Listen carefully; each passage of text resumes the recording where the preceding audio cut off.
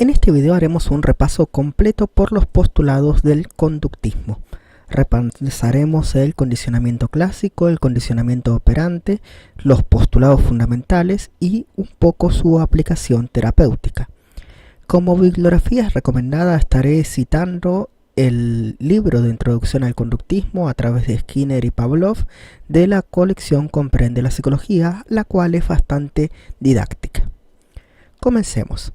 Como todos ustedes sabrán, el conductismo empieza con las investigaciones de Ivan Pavlov, un fisiólogo ruso a comienzos del siglo XX, el cual se centrará precisamente en los estímulos y respuestas connaturales o incondicionadas de los perros frente a la comida. Como todos ustedes recordarán, el experimento consistía en medir precisamente la salivación de los perros frente al estímulo natural de ver u oler la comida, a lo cual se asoció un estímulo neutro que era tocar una campana cada vez que se le iba a dar de comer. Con el tiempo, los perros asociaron que el sonido de la campana iba directamente relacionado o asociado con el hecho de darles de comer. Por lo tanto, salivaban frente a la comida y frente a la campana. Para comprobar si salivaban también únicamente frente al estímulo sonoro de la campana y no frente al estímulo olfativo o visual de la comida, no se preparó comida en una ocasión y únicamente se sonó la campana, frente a la cual los perros salivaron igualmente. Este esquema puede sintetizarse de la siguiente manera. A un determinado estímulo incondicionado, o natural o instintivo, como puede ser ver u oler la comida, se le corresponde una respuesta incondicionada o natural, como por ejemplo salivar para poder comerla, deglutirla, tragarla, etc. Incorporando entre medio a esta ecuación el estímulo neutro, se dice neutro porque en la naturaleza habitualmente los perros no asocian el sonido de una campana o lo que fuese a la comida. Este se convierte por mera asociación, darse una y otra vez la experiencia repetida de ambos estímulos a la vez, en un estímulo condicionado. Condicionado quiere decir precisamente aprendido mediante la intervención, generando la respuesta condicionada de salivar, ahora no solo frente a la comida, sino frente a la campana, que se asocia precisamente con la comida. Ahora bien, este estímulo neutro puede ser una campana, pero también puede ser, por ejemplo, un timbre que ordene salir y entrar ordenadamente a la escuela, un silbato que en deporte significa empezar o terminar una acción, o incluso la vibración de un celular que denota la llegada de una notificación. Todos entran dentro de la categoría de estímulo neutro, que dándose repetidamente asociado a una respuesta, genera precisamente el condicionamiento clásico. Precisamente ese condicionamiento clásico se genera por la asociación. Se aprende precisamente mediante la asociación dentro de nuestra mente de un determinado estímulo a una determinada respuesta o conducta asociada a ese estímulo. Eso es lo que podríamos denominar aprendizaje mediante la experiencia. Luego, esta escuela fue continuada precisamente por otros investigadores norteamericanos, Skinner, Watson, Thornick, y precisamente desarrollaron otra forma de condicionamiento que es la del condicionamiento operante. Operante quiere decir precisamente operar, intervenir, actuar. Sí, ese Skinner que es parodiado en la serie de Los Simpson mediante un director que intenta premiar y castigar a sus alumnos para poder condicionar su conducta. Bueno, Skinner describe que existen determinados estímulos que pueden ser positivos y determinados estímulos que pueden ser percibidos como negativos, placenteros, displacenteros, agradables, desagradables. Los estímulos positivos pueden fungir de premio, o mejor dicho, de refuerzo, que es la palabra correcta, y los estímulos negativos pueden servir de castigo. Los premios pueden reforzar conductas que queremos que se repitan en el tiempo y los castigos pueden extinguir conductas que queremos que no vuelvan a repetirse. Esto lo experimentó mediante ratas.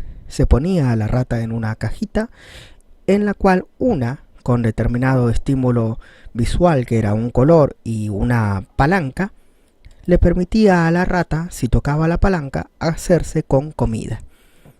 La rata asoció con el premio de la comida rápidamente que si tocaba esa palanca sería premiada o alimentada. Algunas puntualizaciones. Una conducta que es reforzada constantemente con premio puede extinguirse rápidamente si los premios cesan, evidentemente. Del mismo modo, una conducta extinta de esta manera, porque ya no se da más el premio, puede ser rápidamente recuperada mediante la recuperación del premio. Por lo cual, si queremos que una conducta se repita en el tiempo, es mejor dar premios a veces sí y a veces no, para que no se extinga cuando se dejan de dar los premios precisamente. Otra puntualización es que los premios son más efectivos reforzadores que el castigo. Muchas veces el castigo puede ser únicamente la ausencia del premio. Aunque sin embargo los castigos, de ser muy severos, duran mucho más en el tiempo, incluso ante la ausencia reiterada de los castigos. Algunos postulados fundamentales que podemos deducir del condicionamiento clásico y del condicionamiento operante.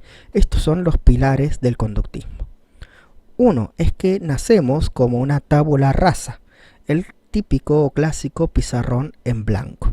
Sobre esa tabula rasa se van imprimiendo las experiencias, precisamente llenando nuestra mente de aprendizaje. Esas aprendizajes o esas experiencias son a prueba y error y precisamente mediante la interacción con el entorno, lo cual va generando nuestras asociaciones para adaptarnos al mismo. La mente, o lo que sucede dentro de la mente, donde ingresa el estímulo y sale la respuesta que es la conducta, no podemos saber lo que está pasando ahí dentro, no puede observarse y por lo tanto solo puede inferirse completamente de forma indirecta. Es lo que se llama una caja negra. Por lo tanto, la psicología para el conductismo debe estar basado en el estudio del estímulo y de la respuesta, es decir, de las conductas medibles, observables, cuantificables.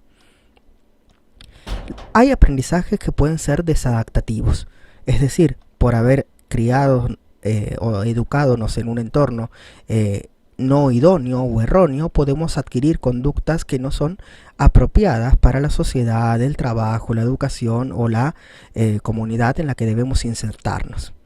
Lo bueno es que, según el conductismo, así como fueron aprendidas, esas conductas pueden ser desaprendidas.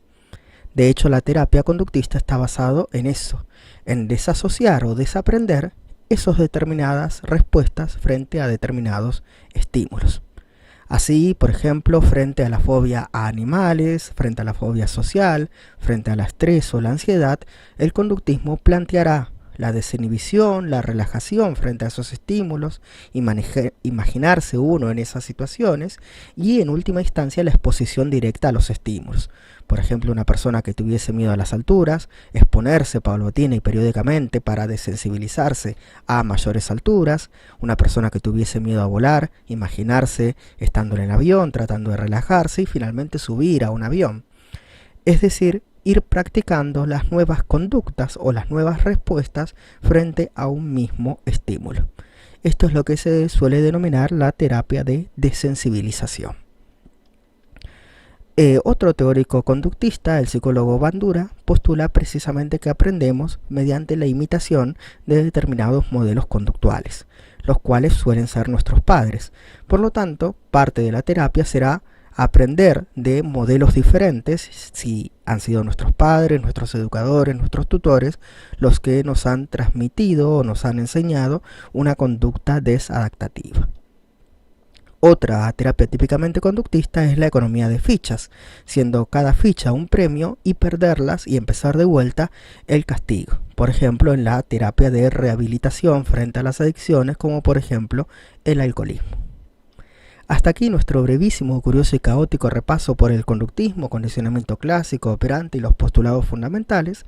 Espero que te haya servido para repasar para ese examen, para ese parcial, para ese final de psicología que tienes pronto. Y si así ha sido, te pido por favor que lo compartas, de esa forma me ayudas muchísimo en la divulgación de este canal de psicología y de ciencias sociales.